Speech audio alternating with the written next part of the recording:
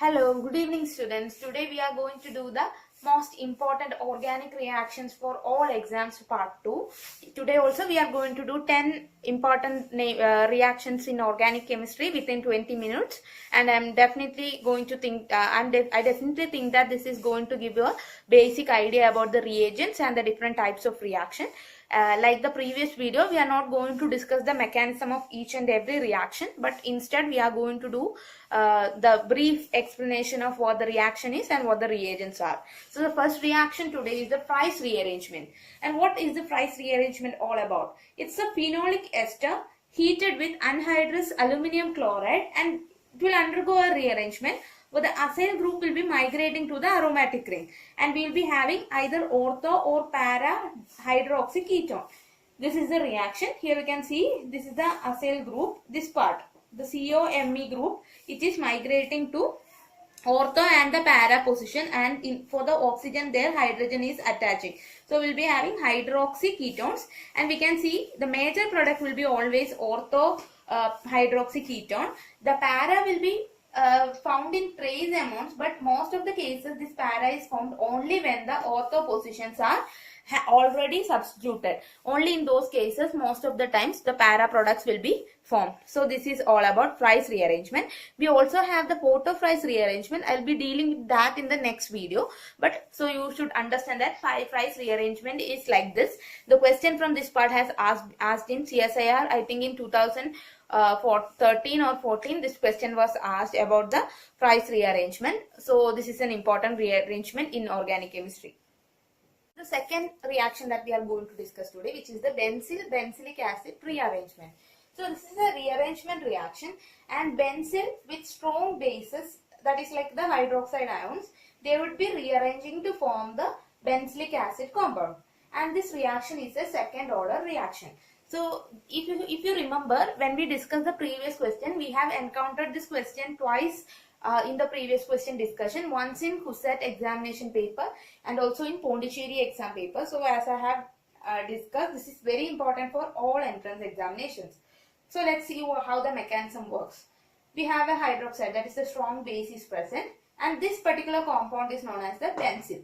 The OH minus would be coming and attacking the carbonyl carbon, and the double bond will shift to the oxygen, and we will be having a minus. The OH group is attached here. In the next stage, what would happen? The negative charge on the oxygen would come back to the carbon as the double bond, and at the same time the phenyl group will be shifting to the second carbonyl carbon. And what in the next stage what will happen? We have an O minus here, and the phenyl group is already shifted to the second carbon, and this O minus cannot stay as such, and therefore a proton exchange would take place. That is, the hydrogen from this OH group, you should not write OH like this, you should write OH this way, O and then H. So the hydrogen from this OH group will be going to the O minus, and proton exchange will take place. In the next stage, we are having H3O plus, that is, in the presence of H3O plus we are doing this reaction, and this H3O plus will be giving H plus ion to the O minus here, and benzylic acid will be formed. So this is a very simple mechanism. So what you have to do is, whenever you see benzil, and if you see benzil and a base, you should know that the product would definitely be the benzylic acid. Or if you see benzil and benzylic acid, you should identify them and identify the reaction as Benzil-Benzilic acid rearrangement. So this is the second reaction. I will go to the third one. Third reaction that we are going to study today is the ETAD reaction, and the reaction is a selective oxidation. Oxidation of aryl methyl group. Aryl methyl group means it would be having an aromatic ring, and on that there will be a methyl group. That methyl group will be converted to the corresponding aryl aldehyde. The key point that you have to remember in this particular reaction is the chromyl.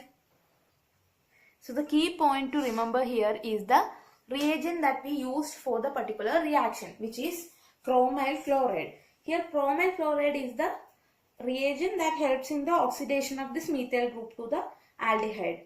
And this is the structure of chromyl chloride. We will be having double bond OCr, O2, Cl2 is the formula for chromyl chloride. and the simple representation of the reaction can be shown like this. And most of the times we will be having the solvent will be something like CCl4, carbon tetrachloride. So that will be the solvent for this particular reaction, and ethyl reaction is the selective oxidation of aryl methyl group to the corresponding aryl aldehyde using chromyl chloride. I hope you understood this reaction. This is particularly important for the IIT JEE students, that is especially for BITSAT and also IIT JEE students, those who are writing the exams just after their 12th standard. For them this reaction is important. So the next reaction here today is the Claisen condensation. Claisen condensation is the carbon-carbon bond forming reaction. It can be either between two esters or one ester and a carbonyl compound. And what is important? It is important to have an alpha hydrogen in the ester. And it is a base catalyzed reaction, and NaOET or any base like that can be used. And why do we need a base here? Because one of the alpha hydrogen should be abstracted to form a carbanion, and only then the reaction will proceed forward. So as you can see here we have CH3COOET and OET minus is there. This OET minus will be abstracting one hydrogen, and here a CH2 minus carbanion is formed. This carbanion will be now attacking the second ester, and the double bond will be shifting to the oxygen as usual. So this carbonyl-carbon attack and the double bond shifting is a very usual reaction in organic chemistry, and you should be aware of that. Then as you know, this O minus will be unstable and the double bond will come back here. And here what will happen? This OET is a good leaving group and OET minus is a good leaving group. So it will be leaving and we will be getting the beta keto ester.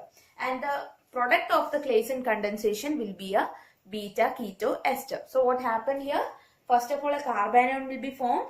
It will be attacking the carbonyl carbon of the next ester, and then the O minus will be coming back and OT minus will be leaving so as to form a beta keto ester. Why is it called a carbon-carbon bond forming reaction? Because here you can see the CO of this particular CH2, this carbon, and this carbon got linked by a single bond, and that's why it is called a carbon-carbon bond forming reaction. Now we will be going to the fifth reaction. We have studied the Claisen condensation. We are going to study a closely related condensation. This is Dieckmann condensation. Here this is an intramolecular Claisen condensation. So Claisen condensation occurs in two different esters, but when Dieckmann condensation occurs, it will be intramolecular condensation when both the ester are part of same molecule. And here also our product will be a cyclic beta keto ester. And as Claisen condensation, this is also a base catalyzed reaction, and the bases used are sodium ethoxide, potassium tertiary butoxide, etc. So what will happen here? Here you can see there is a molecule here, and we have two ester groups in the same molecule. And in the first step there will be the base will be there. The base will be forming abstracting a hydrogen and alpha hydrogen, and there will be a carbanion formed. This carbanion will be attacking the second carbonyl carbon, and the double bond will be shifting to oxygen. And as we have seen already in other reaction, the minus charge will be then coming back to form a double bond, and the OET will be leaving because it's a good leaving group. So OET minus is gone, and what will happen? We'll be getting a beta keto ester. So why is this a beta keto ester? Because this is the ester group, COET. This will be the alpha carbon and this will be the beta carbon. And this beta carbon is having a double bond O, and therefore it will be beta keto ester. So up to this is the Dieckmann condensation. And if you further proceed by heating it with dilute HCl, we can get cyclopentanone. Okay. So this is all about Dieckmann condensation. Now we'll be going to the sixth reaction. So the next reaction is also an extremely important reaction. This is a stork-enamine reaction. So the reaction is between an enamine and methyl vinyl ketone. So the reaction is between enamine and methyl vinyl ketone, and we need to know how the enamine is prepared. The enamine is prepared by the reaction of carbonyl compounds with secondary amines. So carbonyl compounds and secondary amines, when they react, they will form enamine. So this is the representation of a stork enamine reaction. Here we have an enamine and there is a methyl vinyl ketone, and this will be the product that we obtain. I'm going to discuss the mechanism here. Before that, let me just show you what kinds of carbonyl compounds and what kinds of amines are being used here. So the enamine that we considered for our example is prepared by using this, that is cyclohexanone, and we have this particular secondary amine also, and we will be getting the enamine that we used. Now we will go to the mechanism of the stork enamine reaction. So here I have represented the mechanism of stork enamine reaction. We have the enamine here. The nitrogen will be having lone pair of electrons. That lone pair will be coming down. Then the double bond in the enamine will be attacking the vinyl part of the methyl vinyl ketone, and the double bond in the vinyl group shifts, and it will be the double bond of the carbonyl group will be going to the oxygen. These are the usual things. But in the second stage, what happens? There will be an isomerization, and the structure of this particular species will be converted in this form. This is the isomerization. I won't go into the detail of the isomerization, but you have to understand that there is an isomerization taking place here. Then what happens? As we already know, this O minus is not stable. So the minus will be coming back as double bond, and this double bond will be attacking this particular carbon. And why is it so? Because it is important to make the amine part leave, and also 5-membered and 6-membered rings are very stable. So here, in order to form a 6-membered ring and to make the part of the amine leave from it will be attacking this particular carbon, and the double bond will be shifting to nitrogen, and we get this particular compound. And in the next stage, the hydrogen will be leaving as H plus and forming a double bond in order to make the amine leave. So finally we will get our product. I know this is a little confusing reaction, but you should remember this because it is important, and many times we can see the question from this part in various examinations. So this is the stork enamine reaction. Now we will go to the next reaction. Next very important reaction is the Wolff rearrangement reaction. As the name suggests, this is a rearrangement reaction. And what is the rearrangement? Alpha diazoketone gets rearranged to ketene. Ketene means double bond C, double bond O. That bond is called the ketene bond, and there will be evolution of nitrogen gas. So this particular reaction can be done by thermally, photochemically or catalytically. Example for one catalyst that is used in the Wolff rearrangement is copper. So let's see, first of all we will be seeing how diazoketone is prepared. Diazoketone is prepared starting from the carboxylic acid. Carboxylic acid, SOCl2, will be forming as chloride will be there, acyl chloride will be there. Then it will be reacting with diazomethane. This CH2N2 is known as diazomethane. The acyl chloride, when they react with diazomethane, we will be getting alpha diazoketone. Our C double bond O CHN2 is the alpha diazoketone. Now in the next step we will be seeing the Wolff rearrangement, what it actually is. So this alpha diazoketone can be written like this. The actual structure of alpha diazoketone is like this, that is RC double bond O CH double bond N plus double bond N minus.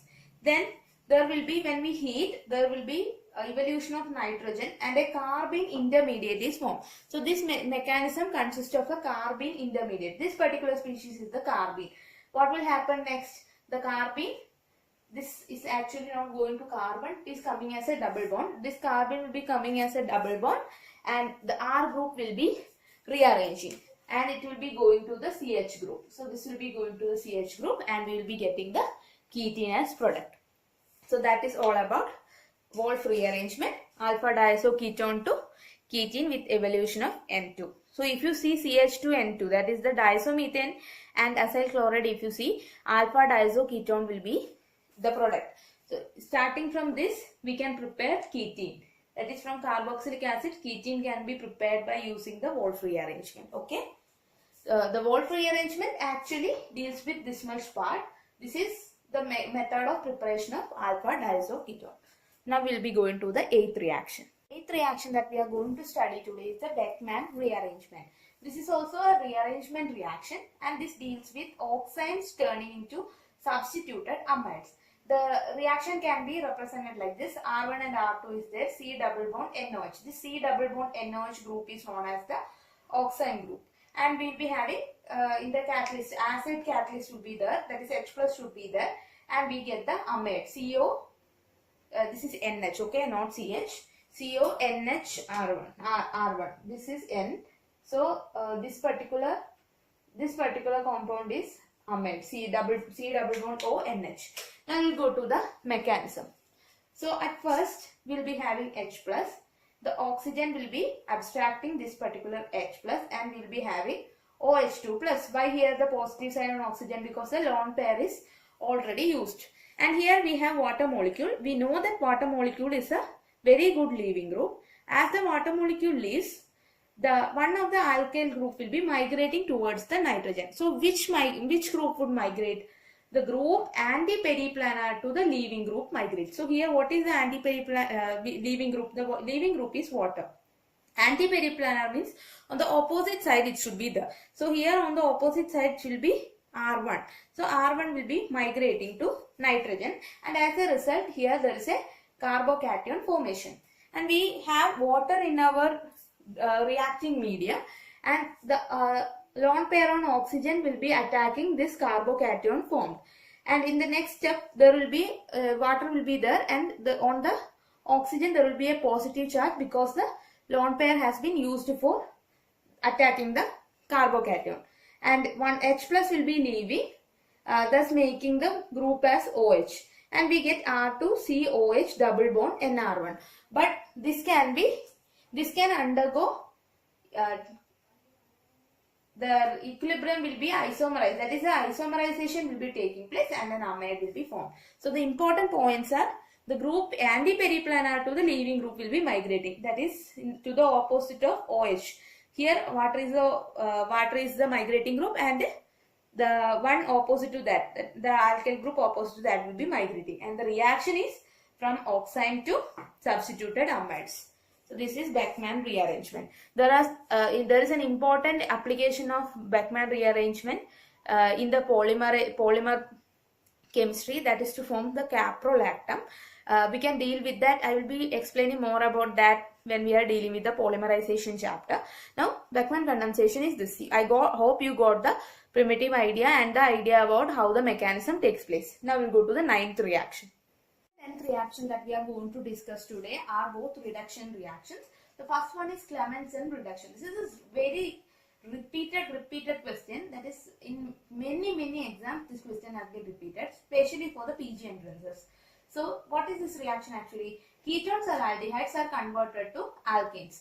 The important point is that ketones and aldehydes are converted to alkanes, and we have to remember the reagent used for this. The reagent is zinc amalgam and concentrated HCl.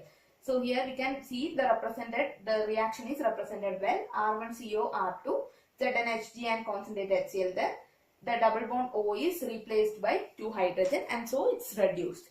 Then the 10th reaction is the Birch reduction. It is the organic reduction of aromatic rings in liquid ammonia. That is liquid ammonia and sodium. If sodium metal is there along with alcohol, then the aromatic ring will be reduced, and this form of reduction takes place. Okay, this is the representation of Birch reduction. All these Birch reduction has a mechanism that we'll be discussing when we are going to the advanced level. Right now I want to give you a brief idea about all these reactions. That is the main motive behind doing this video. In the third part also we will be continuing with the brief description of all the important organic reactions, and after completing all these reactions we will be doing the advanced level by taking the exception cases, then mechanisms, and also the steric factors, all the stereochemistry, everything we will be considering in the coming videos. I have said all these reactions are not 100% complete, that we have only taken the portions necessary to make you understand what the different reagents and the basic idea of the reaction is. So please keep that in mind, that the reactions are not fully complete. There will be many stereochemistry considerations, then exception cases when there will be change in the reaction conditions. All those things are advanced level. We are dealing with, we are trying to give you only the idea about this reaction. So in the third, but these are very important. Without the primitive knowledge of these reactions, you cannot write any exams. So I am sure even this will be helping you to score a lot better in your examination. Thank you for watching. Please subscribe our channel and hit the bell icon for latest notification. Ask any doubts that you have in the comment section. We always try to respond to it quickly, and also make videos that you request us to do as quickly as possible. So thank you so much. All the best for your exams.